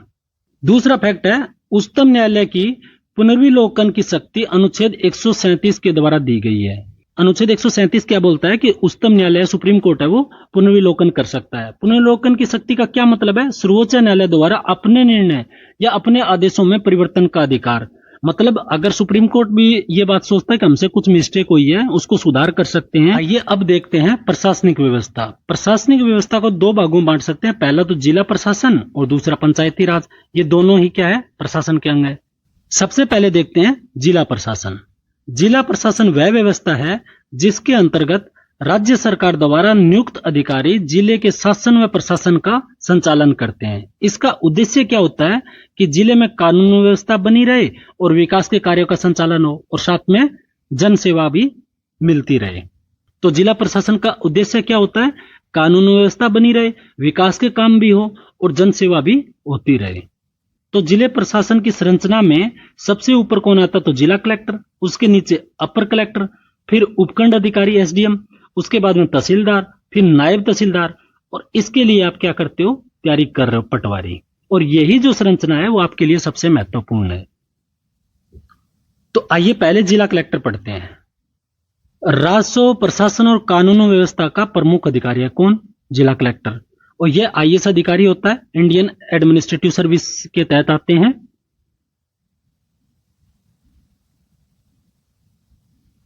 आईएएस का मतलब आप जानते होंगे, इंडियन एडमिनिस्ट्रेटिव सर्विस। जिले में इनकी मुख्यतः वो 3 भूमिका रहती है। कौन सी? एक जिला मजिस्ट्रेट के रूप में, दूसरा जिला कलेक्टर के रूप में, और तीसरा निर्वाचन अधिकारी के रूप में। जिला मजिस्ट्रेट के रूप में जब रोल करते हैं तो कानून व्यवस्था को बनाए रखने वाला है। उसके बाद में जिला कलेक्टर राजस्व संग्रहण और भूमि अभिलेख के लिए होता है, तो जिला कलेक्टर के रूप में। और जिला निर्वाचन अधिकारी के रूप में होता है तब जब चुनाव का समय आता है। यह जिला आपदा प्रबंधन समिति के भी अध्यक्ष होते हैं। जनगणना संबंधित कार्य है वो जिला कलेक्टर के अधीन ही होते हैं।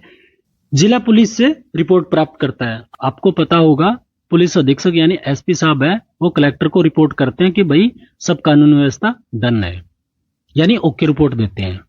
विदेशियों के पासपोर्ट की जांच करना। विदेशियों के पासपोर्ट की जांच कौन करते हैं? तो कलेक्टर साहब करते हैं। तो ये है जिला कलेक्टर से संबंधित। अगला है उपखंड अधिकारी। उपखंड अधिकारी मतलब एसडीओ, सब डिवीजन ऑफिसर। यह अपने उपखंड का भू राजस्व अधिकारी होता है। धारा 144 लागू करते हैं, राजस्व विवादों के निपटारा करते हैं, मूल निवास डोमिसाइल वो यही जारी करते हैं, सरकारी भूमि पर अतिक्रमण को रोकते हैं। कभी कभी आपने सुना होगा ना, कहां अतिक्रमण होता है वहां एसडीएम साहब पहुंचते हैं और वो हटवाते हैं। उसके बाद में आता है तहसीलदार। तहसील के प्रमुख अधिकारी होते हैं, भूमि से संबंधित राजस्व रिकॉर्ड, नामांतरण, गिरदावरी के कार्य करवाते हैं। आपने सुना जमीन वमीन चढ़ाते हैं तो वो कौन करते हैं? तहसीलदार। उसके बाद पटवारी ग्राम स्तर पर कार्य करते हैं। खसरा, खतौनी, गिरदावरी रिपोर्ट बनाना, ये सब कौन करता है? पटवारी। भूमि रिकॉर्ड को मेंटेनेंस कौन करता है? मेंटेन कौन करता है? ये पटवारी। प्राकृतिक आपदा जैसे सूखा, ओलावृष्टि, बाढ़ की स्थिति में नुकसान का आंकलन कौन करते हैं? तो ये पटवारी साहब करते हैं। अगला है पंचायती राज यानी स्वशासन। पंचायती राज का अर्थ क्या है? स्थानीय स्वशासन। पंचायती राज लोकतांत्रिक विकेंद्रीकरण पर आधारित एक व्यवस्था है। पंचायती राज क्या है? लोकतांत्रिक विकेंद्रीकरण पर आधारित एक व्यवस्था है जिसमें गांवों के लोग चुनी हुई पंचायतों के माध्यम से अपने क्षेत्र का प्रशासन चलाते हैं और विकास करते हैं। पंचायती राज एक राज्य सूची विषय है जिसका उद्देश्य है लोकतांत्रिक विकेंद्रीकरण को सुनिश्चित करना। ये वर्ड है वो बहुत इंपॉर्टेंट है, इस लाइन को आप अच्छे से देखिए। लोकतांत्रिक विकेंद्रीकरण, पंचायती राज का सब कुछ यही है। सर्वप्रथम हमें पंचायती राज की व्यवस्था चोल साम्राज्य में देखने को मिलती है। अंग्रेजों के समय यह लॉर्ड रिपन ने इसे आगे बढ़ाया, इसलिए रिपन को स्थानीय स्वशासन का जनक माना जाता है। आजादी के बाद पंचायती राज का शिल्पीकार बलवंत राय मेहता को माना जाता है, क्योंकि इनकी अध्यक्षता में गठित समिति की सिफारिश को स्वीकार कर लिया गया। इसी कारण आधुनिक पंचायती राज है वो लागू हुआ।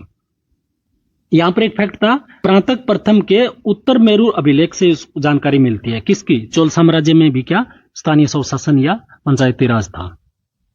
आइए अब देखते हैं पंचायत से संबंधित महत्वपूर्ण समितियां। ये 7 समितियां हैं। कितनी? 7। और एक से एक महत्वपूर्ण है। इनका नाम, इनका ईयर का क्रम और उन्होंने किन किन चीजों को सिफारिश किया आप जान लीजिए। मान के चलिए 1 नंबर आपका तैयार है।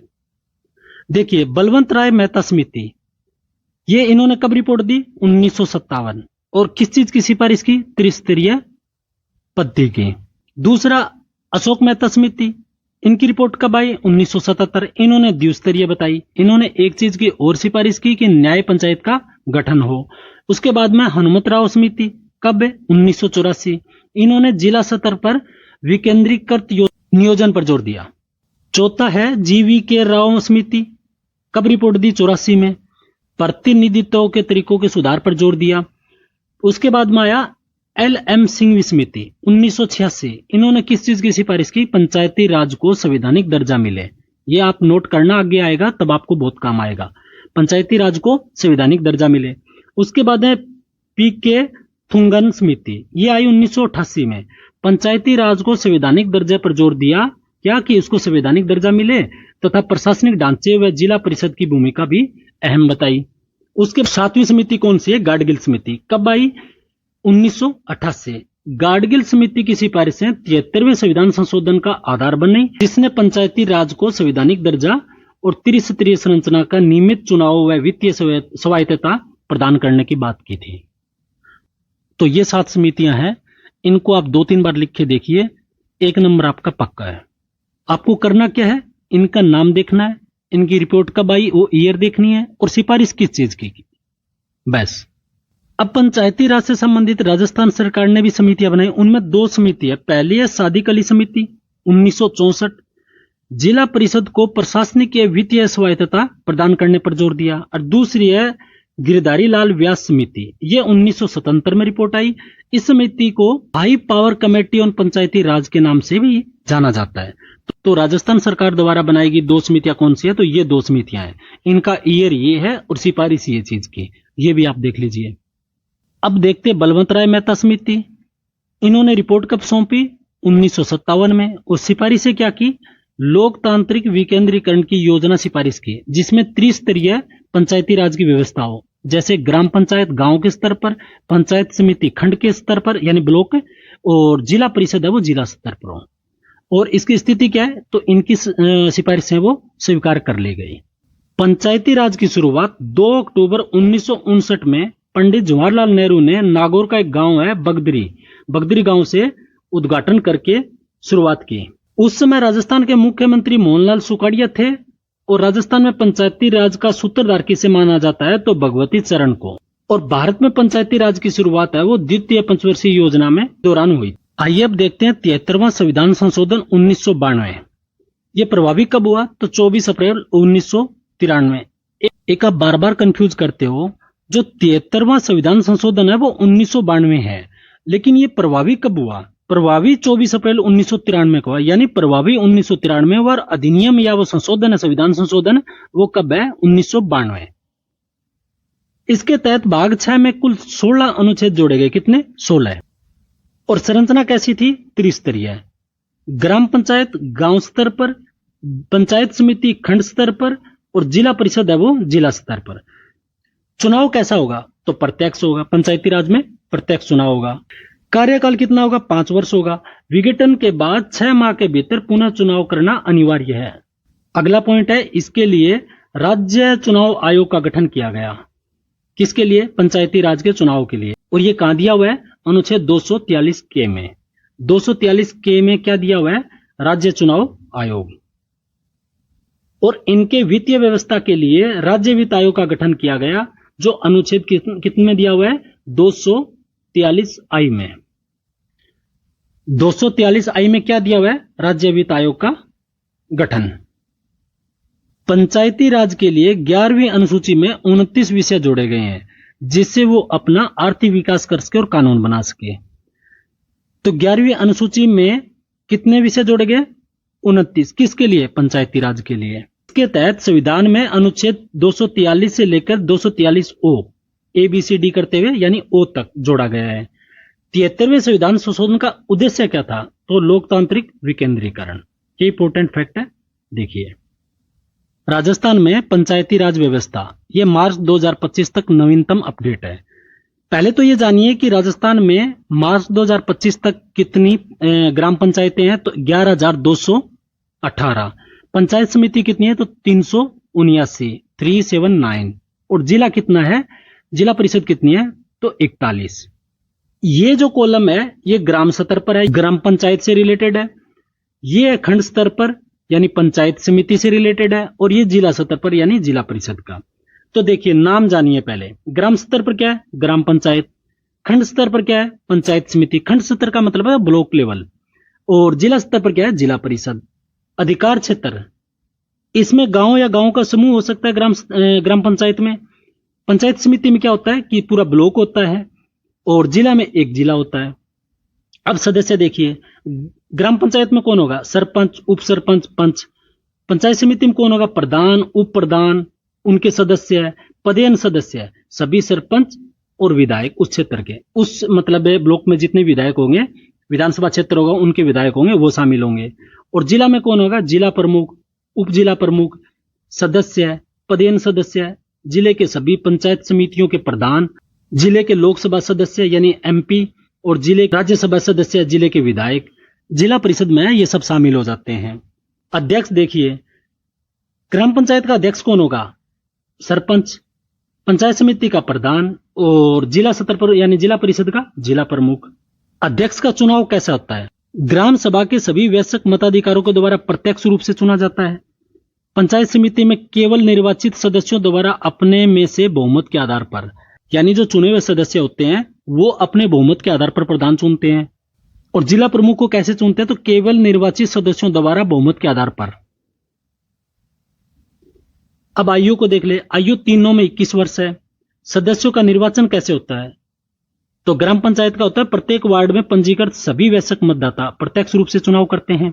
पंचायत समिति में है पंचायत समिति क्षेत्र के सभी वयस्क मतदाता, और जिला स्तर में ये जिला स्तर पर हो जाता है। निर्वाचित सदस्यों की संख्या न्यूनतम 5, पंचायत समिति में न्यूनतम 15, जिला परिषद में न्यूनतम 17। त्यागपत्र कौन किसको देता है? देखो, तो सरपंच किसको देता है? BDO को, खंड विकास अधिकारी को। प्रधान किसको देता है? जिला प्रमुख को। और जिला प्रमुख किसको अपना त्यागपत्र देता है? तो संभागीय आयुक्त को। सरकारी अधिकारी कौन होता है? तो गांव के लिए VDO होता है, ग्राम विकास अधिकारी। पंचायत समिति के लिए BDO होता है, खंड विकास अधिकारी। और इनके लिए होता है CEO, मुख्य कार्यकारी अधिकारी। बैठकें प्रत्येक 15 दिन में कम से कम एक बार। पंचायत समिति स्तर पर माह में कम से कम एक बार, और जिला परिषद में 3 माह में कम से कम एक बार। पद से हटाने का तरीका, निर्वाचित सदस्यों द्वारा 3/4 यानी 75% बहुमत से अविश्वास प्रस्ताव पारित करके। ये तीनों में क्या है? सेम है। यहां पर एक चीज जान लीजिए, प्रथम बार अविश्वास प्रस्ताव पद ग्रहण करने के कम से कम 2 साल बाद ही लाया जा सकता है। ये नहीं कि आप अभी चुनाव है 2 महीने बाद ही सरपंच के खिलाफ में अविश्वास प्रस्ताव आ जाए, नहीं, मिनिमम 2 वर्ष होना चाहिए। अगला एक फैक्ट है, राजस्थान में महिलाओं को 50% आरक्षण है, और ये कब से लागू है? तो ये 11 अप्रैल 2008 के बाद। बिहार पहला राज्य है जिसने महिलाओं को 50% आरक्षण दिया या प्रावधान किया। अब पंचायती राज के बारे में कुछ विशेष बातें आपको जानने के लिए। वार्ड सभा किसको बोलते हैं? राजस्थान में पंचायती राज की ये सबसे छोटी इकाई है।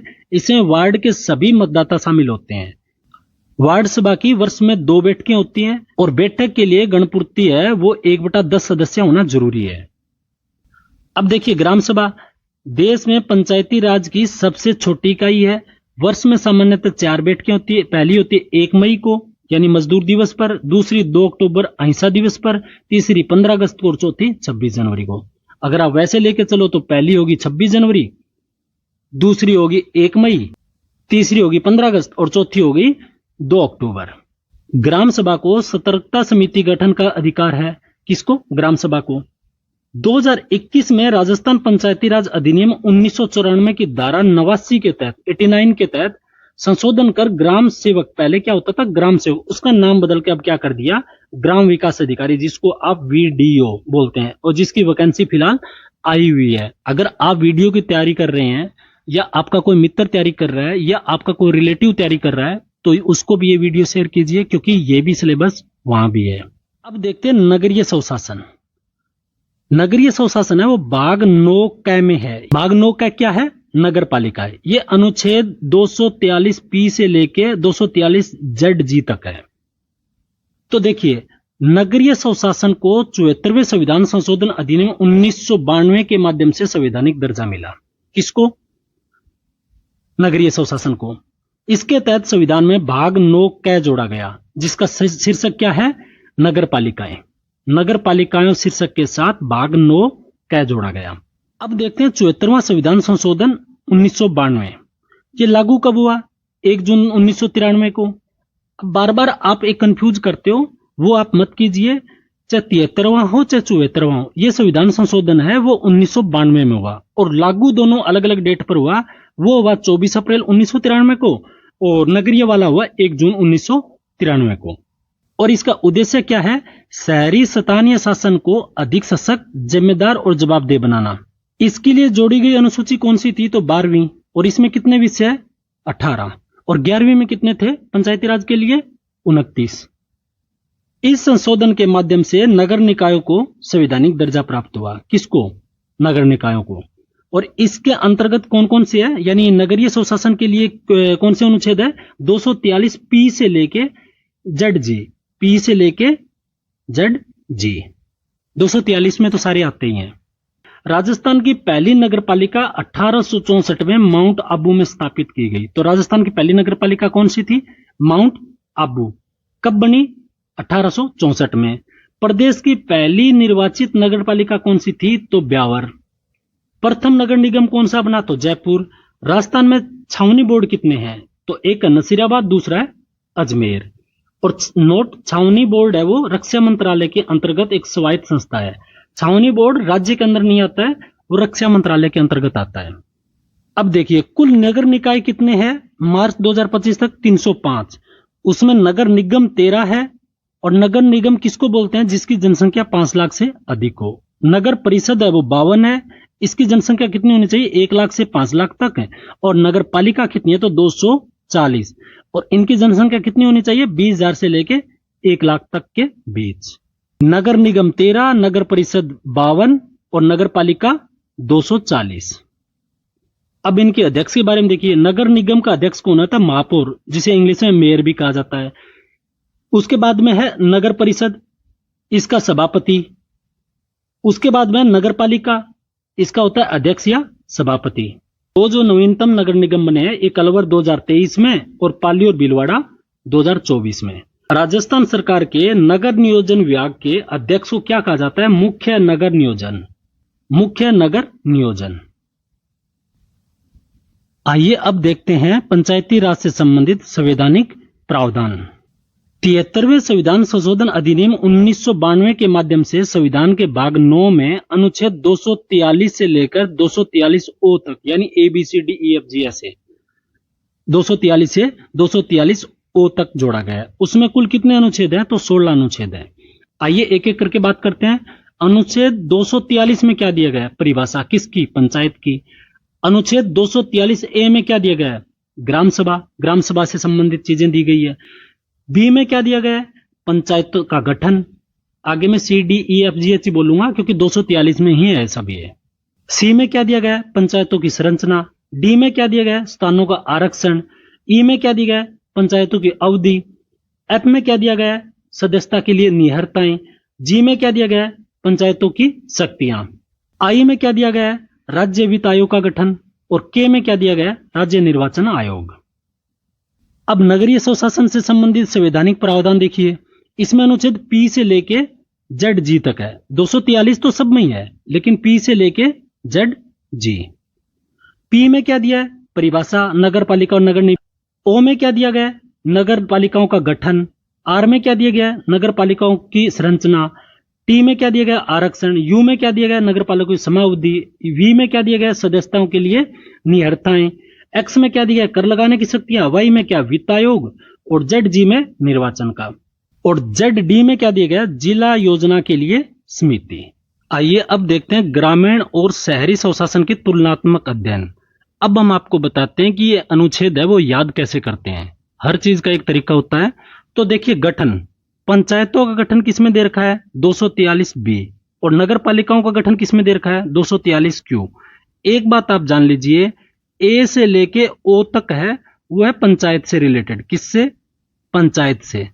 और पी से लेके जेड डी, मतलब जहां तक जेड आ जाता है उसके साथ एबीसी कुछ भी लोगो, वो है नगर पालिकाओं से संबंधित। किससे, नगर पालिकाओं से।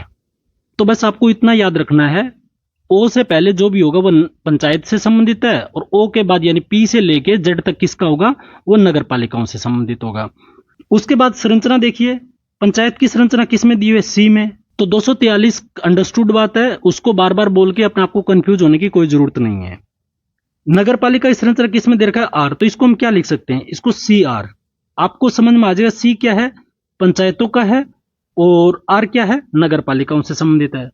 पंचायतों आरक्षण दे रखा है, आरक्षण किसमें, डी। नगर पालिकाओं का आरक्षण, टी। ये क्या हो गया, डीटी। आपको इतना याद रखना है, डीटी क्या है, आरक्षण से संबंधित है, और सीआर क्या है, संरचना से संबंधित। अब नियरताएं आती है। नियरताएं पंचायत में क्या है, एफ। और नगर पालिकाओं के लिए क्या है, वी। तो इसका क्या हो जाएगा, एफ वी। ऐसे देखोगे, शक्ति, शक्ति किसमें दे रखा है, पंचायतों की एच है, और नगर पालिकाओं का एक्स है। तो क्या बन गया, एच एक्स। उसके बाद में वित्त आयोग, पंचायतों के लिए आई और नगर पालिकाओं के लिए वाई, आई वाई। निर्वाचन, पंचायतों के लिए के और नगर पालिका के लिए जेड ए। अब इस लाइन को देखो, मैन यही लाइन है, कौन सी, ये लाइन। इसके लिए उससे पहले आपको समझाना जरूरी था, आपको माइंड कंसेप्ट क्लियर होना चाहिए था। अब आपको यही याद करना, इस लाइन से आप सब कुछ बना जाओगे। देखो, गठन क्या है, बी क्यू। आपको पता नहीं ये पंचायत से है क्योंकि ओ से पहले है, और क्यू किससे है, नगर पालिकाओं से। अब जैसे प्रश्न आए कि पंचायतों का गठन निम्न में से कौन से अनुच्छेद में दिया हुआ है, उसमें मिलेगा आपको 243 ए बी सी ऐसे करके ना। तो आपको पता, अरे बी, एक कोड याद रखना है। गठन क्या है, बी क्यू। संरचना क्या है, सी आर। आरक्षण क्या है, डी। अवधि क्या है, ईवी। वित्त आयोग क्या है, आई वाई। और निर्वाचन क्या है, के जेड ए। बस इतना याद करना है, इससे आसान और क्या होगा। अब देखो, नगर पालिकाओं का संरचना क्या होता है, जनसंख्या 20,000 से अधिक होनी चाहिए और 1 लाख से कम होना चाहिए। दूसरी बात, 75% वो उसकी जनसंख्या है वो गैर कृषि कार्यों में लगी होनी चाहिए। ये दो बात मैंडेटरी है इसके लिए, तभी वो नगर पालिका में शामिल होगा। अब इनसे रिलेटेड कुछ फैक्ट्स हैं जो परीक्षा में बार बार घूमते हैं। अब देखते हैं परीक्षा में पूछे जाने वाले फैक्ट्स जो बार बार घूमते हैं। पहला देखिए, स्थानीय स्वशासन। स्थानीय स्वशासन किसे कहते हैं, ग्रामीण स्तर पर लोगों की सहभागिता द्वारा लोकतांत्रिक विकेंद्रीकरण को सुनिश्चित करना। दूसरा क्या दे रखा है, राष्ट्रीय पंचायत दिवस कब मनाया जाता है, तो याद रखिए 24 अप्रैल को। तीसरा है, किस अधिनियम के द्वारा स्थानीय स्वशासन के बारे में स्पष्ट प्रावधान किया गया था, तो किसमें, मॉन्टेग्यू चेम्सफोर्ड सुधार अधिनियम 1919 के द्वारा। इसमें भी ये बात कहा गया था, स्थानीय स्वशासन को शक्तियां देकर उनको सशक्त करें। चौथा है, समिति जिनकी सिफारिशों से पंचायती राज को संवैधानिक दर्जा मिला। दो ऐसी समिति है जिनको संवैधानिक दर्जा देने में बहुत महत्वपूर्ण भूमिका अदा की। उनमें से पहली है एलएम समिति 1986 में आई, दूसरी है पीके थुंगन समिति। ये दोनों आप अच्छे से याद कीजिए। पांचवा पॉइंट है, 4 स्तरीय पंचायती राज व्यवस्था निम्न में से कौन से राज्य में इंप्लीमेंट है, तो पश्चिमी बंगाल में। कहां, पश्चिमी बंगाल में, वेस्ट बंगाल में। और उनका रूप क्या है, ग्राम पंचायत, अंचल पंचायत, आंचलिक परिषद और जिला परिषद। छठा पॉइंट है, एकमात्र राज्य जहां अल्पसंख्यकों के लिए पंचायती राज का आरक्षण का प्रावधान किया गया है। कहां पर, कहां प्रावधान किया, आंध्र प्रदेश में।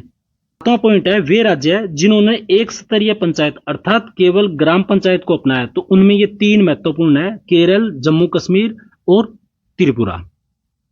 आठवां पॉइंट है, जिला पंचायत नगर पालिका के कितने सदस्य जिला योजना समिति में शामिल किए जाते हैं, चुने जाते हैं, तो उसमें 4/5 5 भाग यानी 80%।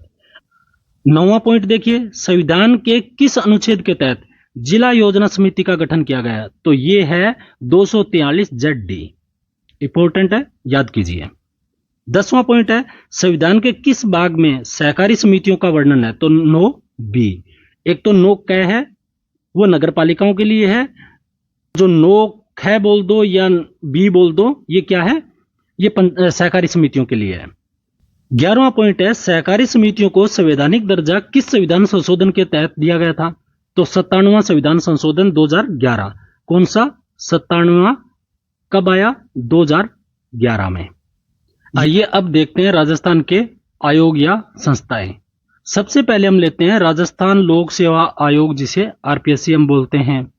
इसकी स्थापना कब हुई? 20 अगस्त 1949 को। पहली बार आयोग के अध्यक्ष और सदस्यों की नियुक्ति कब हुई? 22 दिसंबर 1949। ये 22 दिसंबर आयोग के अध्यक्ष और सदस्यों की नियुक्ति के बारे में हम क्यों बात कर रहे हैं? क्योंकि स्थापना दिवस है वो 22 दिसंबर को मनाया जाता है। ठीक है। अब उसके बाद में संवैधानिक प्रावधान। संवैधानिक प्रावधान क्या है? तो भाग 14 में दे रखा है। भाग 14 में कितने से कितने अनुच्छेद है? तो 315 से लेके 323 तक। नियुक्ति अध्यक्ष और सदस्य की कौन करता है? तो राज्यपाल करता है। किस अनुच्छेद के तहत? 316। कार्यकाल 6 वर्ष या 62 वर्ष की आयु तक, ये किसमें दिया है? अनुच्छेद 316 में। उसके बाद में 2011 से सदस्यों की संख्या जो फिक्स हुई है वो है 1+7। एक अध्यक्ष और 7 सदस्य, यानी 1+7 = 8। ठीक। और वर्तमान में अध्यक्ष कौन है? अभी बने हैं उत्कल रंजन साहू साहब। कौन? उत्कल रंजन साहू साहब। अगला है सर्वाधिक कार्यकाल किसका रहा है? सबसे लंबा कार्यकाल किनका रहा है? तो देवी शंकर तिवारी। ये कब से कब थे? 1951 से 58 तक। और कार्य क्या है? तो राज्य की सेवा के लिए परीक्षा आयोजित कराता है। ये इतना तो आपको पता ही कि आरपीएससी क्या करवाती है, राज्यों के विभिन्न परीक्षाओं का आयोजन करती है। और आरपीएससी का मुख्यालय कहाँ है? हेडक्वार्टर कहाँ है? तो अजमेर। अनुच्छेद 323, आरपीएससी अपने द्वारा किए गए कार्यों का वार्षिक प्रतिवेदन राज्यपाल को सौंपता है। अगला है राज्य मानवाधिकार आयोग। ये इंपॉर्टेंट है, इसको आप अच्छे से देखिए।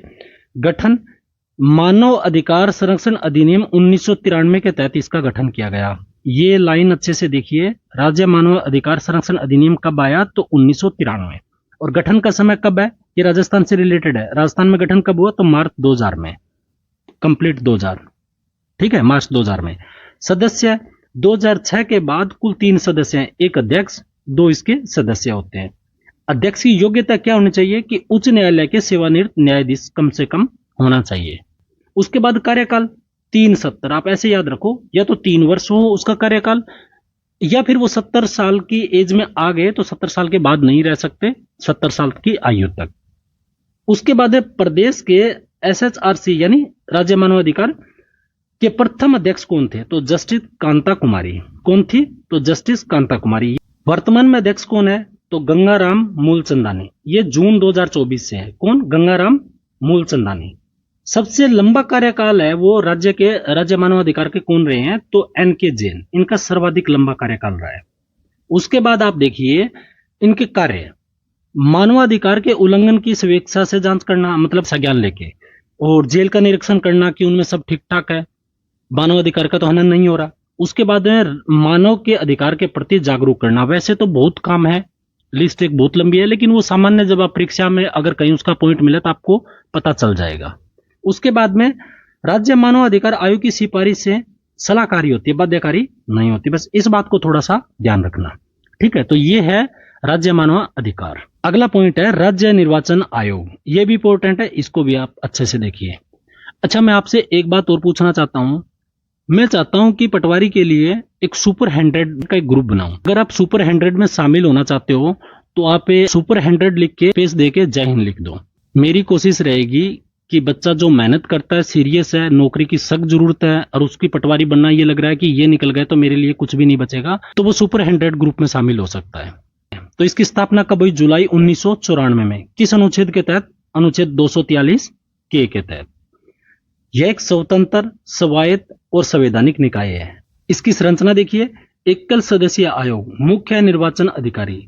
तो इसमें एक ही सदस्य होता है, उसके बाद में कार्यकाल देखिए 5 वर्ष या 65, या तो उस 5 साल पूरे हो गए हों या 65 वर्ष की आयु हो गई होगी। प्रथम राज्य निर्वाचन आयुक्त कौन थे? तो अमर सिंह राठौड़, याद कीजिए, इंपोर्टेंट है। वर्तमान में कौन है? ये भी आप देखिए, मधुकर गुप्ता। ये कब से हैं? अगस्त 2023 से। और नियुक्ति कौन करता है राज्य निर्वाचन आयोग के अध्यक्ष की? तो राज्यपाल। तो ये है राज्य निर्वाचन आयोग। अब देखते हैं राज्य सूचना आयोग। इसका गठन कब हुआ? तो 13 अप्रैल 2006 को सूचना आयोग अधिकार अधिनियम 2005 के तहत, जो अधिनियम था वो 2005 में आया। और राजस्थान में कब ये गठन किया गया इसका? तो 13 अप्रैल 2006।